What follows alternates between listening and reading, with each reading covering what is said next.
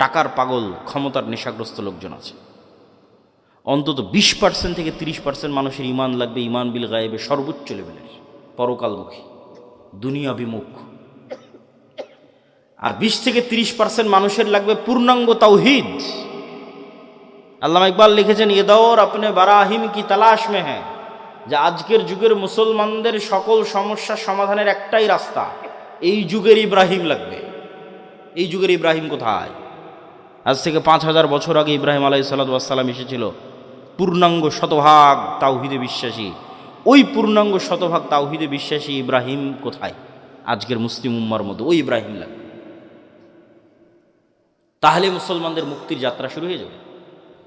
হ্যাঁ, আপনাদের মতো যারা আহলে হাদিস এবং সালাফি আছে তারা বড় শিরক, বড় বেদাত থেকে অনেকটাই মুক্ত, কিন্তু পূর্ণাঙ্গ শতভাগ তাওহীদের অনুসারী নয়। কিভাবে এটা আপনাকে বুঝিয়ে বলি যে কেমনে আপনি পূর্ণাঙ্গ শতভাগ তাওহীদের অনুসারী নন। ঠিক আছে, আপনি কবর মাজারে গিয়ে সিজদা দেন না, তাবিজ কবজ ব্যবহার করেন না, কিন্তু এই আপনি বিড়ি সিগারেটে আসক্ত। তাহলে যখন আপনি বিড়ি সিগারেটে আসক্ত, তখন আপনার ইলাহ ওই বিড়ি সিগারেট। আমি বলি না, আল্লাহ নিজে কোরআনে বলেছে যে তার নফস ইলাহু হাওয়া, তার ইলাহ হচ্ছে তার নিজের অন্তরের কামনা। ঠিক আছে, আপনি কবরকে ইলাহ মানেননি, কিন্তু ইলাহ তো আপনার নিজের নফসকে বানিয়ে রেখেছে।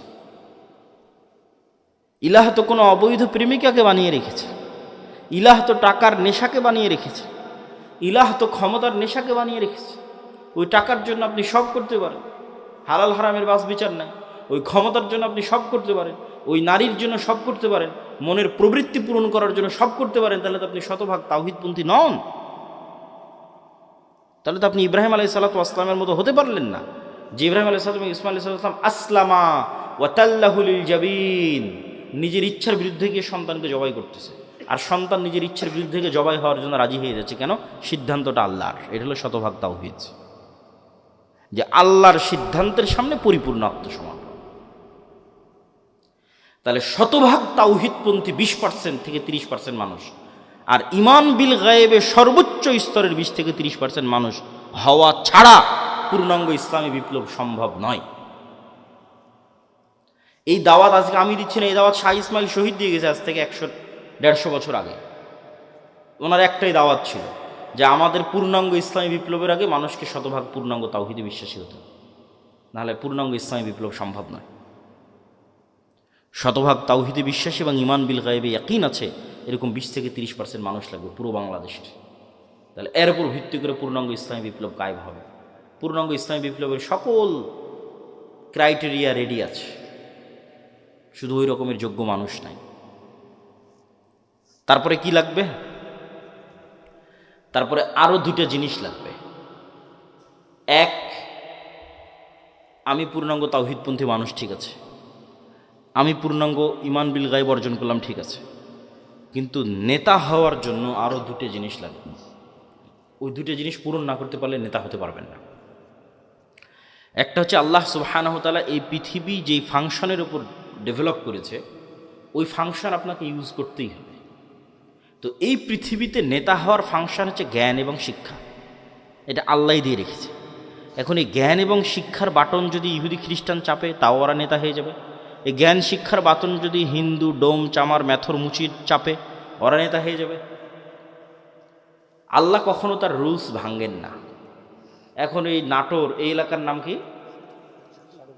নাটোর সাধুপাড়া, এই অঞ্চলের যুবকেরা যদি মদ, বিড়ি, cigarette, TikTok video, YouTube, BPL, IPL, জুয়া, online betting, Free Fire, PUBG এগুলো নিয়ে ব্যস্ত থাকে, আর ওইদিকে ইসরায়েলের ইহুদি আর ইউরোপ আর আমেরিকার খ্রিস্টান ওরা যদি জ্ঞান অর্জনে ব্যস্ত থাকে ওদের সন্তানেরা, আল্লাহ বলবেন না, আল্লাহ তার রুলস ব্রেক করে বলবেন না যে ইহুদি খ্রিস্টান তোরা থাম, তোদের নেতা বানাবো না।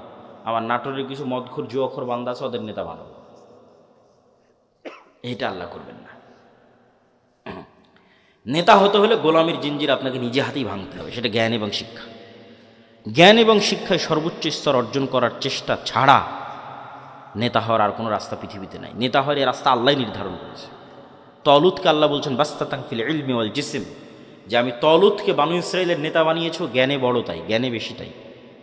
আদমকে ফেরেশতা এবং জিনের উপর শ্রেষ্ঠত্ব দিয়েছি জ্ঞানে বেশি, তাই আল্লাহ সুবহানাহু ওয়া তাআলা নিজের রুবুবিয়ত এবং উলুহিয়তের চ্যালেঞ্জ দিয়েছেন তার জ্ঞান দিয়ে, সবার চেয়ে অসীম জ্ঞানের অধিকারীকে। তাহলে শক্তিশালী হওয়ার, নেতা হওয়ার রাস্তা জ্ঞান।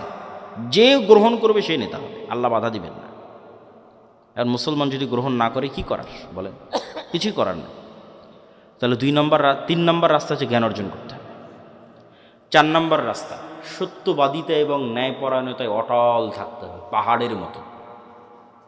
যেটাতে আলোচনা শুরু করেছি যে 2 নম্বরই ধোঁকাবাজি, এগুলো যে গণতন্ত্র এবং সুদ থেকে আসে, ওটার বিপরীতটাই হচ্ছে সত্যবাদিতা, ন্যায়পরায়ণতায় অটল থাকা, ওসমান হাদিদের মতো।